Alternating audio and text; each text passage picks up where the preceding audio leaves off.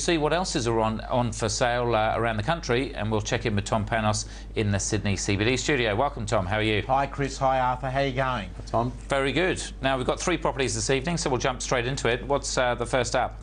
Property number 1 is in Queensland, and it's from Sonia Trelaw at Ray White's. It's a property that's on the market at 2.9 million, resort-style living, and it is about 10 to 15 k's out of the city. We picked this property when we spoke to Sonia. She said the fact that it was so close to town, a prestige property, and it has had the design done it by Shayna Blaze from The Block. So there's a bit of history there in terms of someone that's been able to have the ability to win a TV reality show to do this property. And we suggest that you go and have a look at it. I liked it also because it had a double-page spread in the Courier Mail, which is our paper there in Brisbane. So it's helped pay your wages this week? Absolutely. It pays the wages, it pays the petrol, it pays the lifestyle, Chris. But again, that building shot there is a fantastic photo. I mean, if you like a lot of land and you don't like your neighbours, then it looks like the perfect kind of property. Absolutely. If you don't like people, but you like real estate, this is the one for you. Good stuff. OK, what's up for number 2? Number 2 is also in Queensland, but it's in Brisbane City, and it's come from a guy called JJ. I liked his name. He called me up and told me all the good things about the property. It's a 6-bedroom unit at Casino Towers. And the other things that he's talked about this home, it's the first time it's been offered to the marketplace. Prestige location, top end of Queen Street, 35 floors above Brisbane River. It's got the facilities, pool, gym and spa, so you'd have no excuse, Chris, if you were living there that you're not at the gym every morning at 5 o'clock. And it's right opposite the casino, so it meets all your needs, and it's on the market at 3.5 million, and I think you can afford that as well.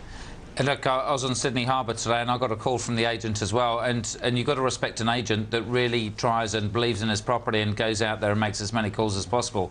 So it's got to happen. We should have really said, well, maybe we should have spent the weekend there, Tom, and then we could really given it a good description. Oh, Chris, I could just picture that I'd be up at 4:30 and you'd be coming home at 4:30. Exactly. Well, you do my gym for me, Tom. That's why you're so fit. You're the best at outsourcing. Exactly. Well, what's number 3?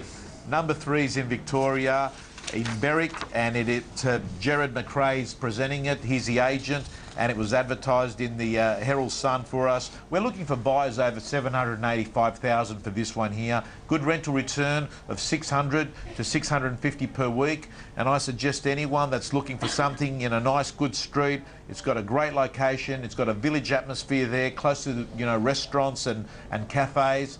I'd go in and have a look at this property. And certainly affordable housing. I mean, it seems silly we're talking about affordable housing at kind of 800,000, but that's the reality these days, isn't it? Yeah, it's just changed so much, Chris. I mean, we are now talking, we're no longer talking about the 400s and 500s, we're talking about the 800s, 900,000s. So that is life in real estate, particularly in Sydney and Melbourne. And look, I follow you on Facebook and Twitter, Tom, and I saw you 6 out of 6 last weekend. Any dramatic things that you're seeing out there? Yeah, the first one in the morning, I just couldn't get over it, Chris. I sold the property at auction in December 2012, so only 8 months ago, for $930,000, right opposite, across the road, same property in terms of location, in terms of size, sold for $1,150,000. We're talking about a $220,000 increase in 8 months. This real estate marketplace is absolutely hot. It's hotter in certain parts than others, but overall, I have not seen it this good in a very long time. $220,000 in 7-8 months is amazing capital growth. Now, this goes to Arthur's point. I'm not sure if if you could hear earlier on in the show, but Arthur was saying that a lot of feedback from their last property chat, the Twitter chat, was that a lot of buyers out there are saying, look, we really want the agents to give us a price.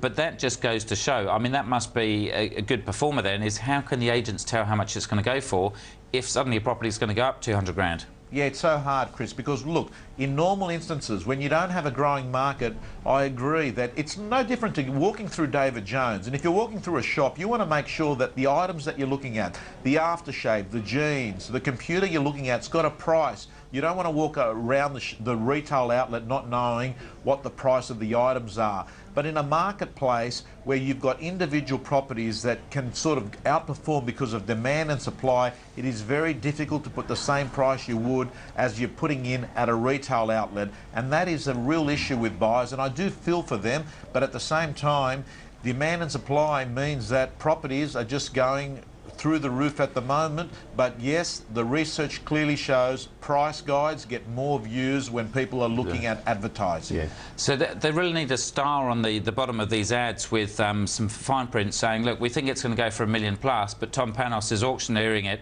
so it might go for 1.1 to 1.2. Absolutely, and wherever you see Tom Panos, put that as your 5th or 6th auction to go to. Don't go that as your first, because you'll be paying good money. Sounds good. Good to see you, Tom. See you next week. See you later, guys. Bye-bye. See you, Tom.